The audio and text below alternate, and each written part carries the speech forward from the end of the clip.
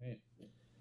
Awesome, Joe. Well, as I was just saying in our first section, kind of rounding out the recap, where we ended last time was the Running Start program and how you were really able to accrue college credits while finishing out high school, and Hmm. that ultimately led to a path to college. So let's start there. Why don't you talk to us about your college experience? Sure. So, I had said before, my dad's been a pastor for pretty much my entire life, but he was also a professor at a university in Portland called Multnomah.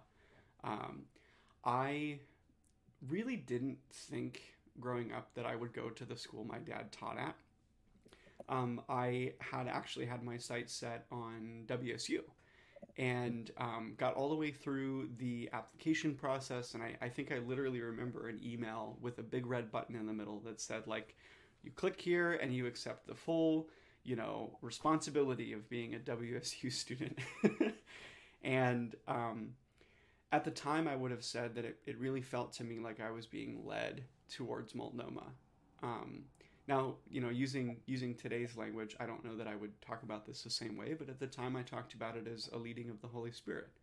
Um, Josh, just that might not be incredibly familiar to you, but the idea is that there are influences and spirit that is drawing us particular directions. People talk about this like hearing the voice of God, right? Yeah. And that honestly was what led me to start at Multnomah. Um, I attended there, and from that point on, was really heavily involved in things like worship ministry in the church, and graduated in 2014, December of 2014. I was a double major in biblical theology and global studies with a focus in applied linguistics. um, that was a very interesting time, I think, for me, and led pretty well into my religious connections besides after college. Definitely. Well, yeah, and I mean, you know, I think it's very interesting to kind of think and tie the connection back to childhood, and obviously, I mean, religion continued to play a big part, I would imagine, as your childhood, as you grew up. Mm-hmm. uh, and tying it back to in the Jewish religion, we have something called the Ruach, which is the Holy Spirit. Mm-hmm. So I can make that connection there for sure.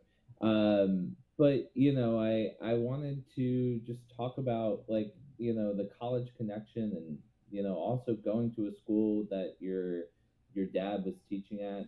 Did you feel like, I don't know, maybe I'm wording this wrong, but did you feel like you were really breaking out on your own path, or did you feel like maybe you were following a prescribed path that you felt was right to go down in that choice to go to that university? Like That's a maybe good some. question. I think I think for me, my my mom had always said when we were growing up, like, you're any less than a master's degree and you're not going to be successful. And so I knew that I was going to go to college. I Hmm. didn't know why I was there, I think, and that characterized a lot of my decisions while I was there. My major in global studies with a focus in applied linguistics was mostly because I was just very interested in that. Applied linguistics, by the way, in a religious context, is about going to people groups that don't have written language and helping them develop writing systems.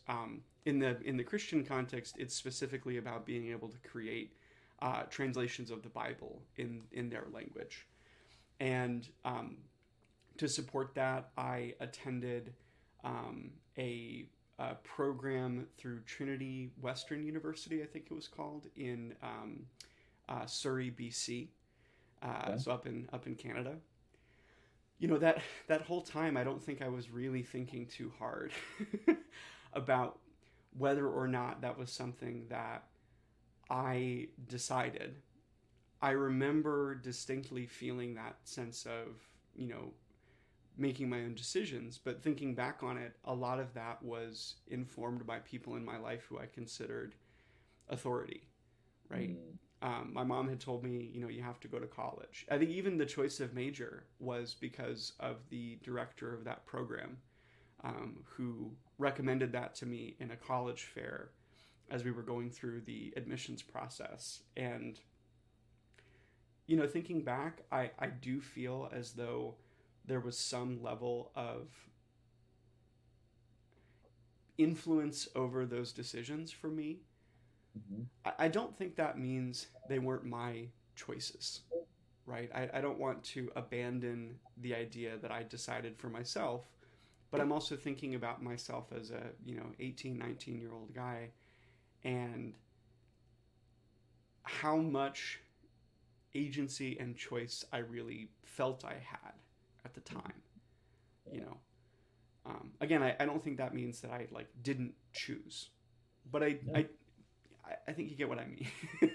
Totally. I think, I mean, I shouldn't grossly generalize, and maybe not all 18, 19-year-olds felt that way. I certainly did, right? Mm, Like, there is always that level of scrutiny that, your parents or parents, whoever, authority figures, or maybe looking over your shoulder is the wrong word, but like scrutinizing, right? mhm. Digging into those decisions that you're making and also putting their own influence behind it. So, no, I absolutely know what you mean, and I appreciate you expanding on that.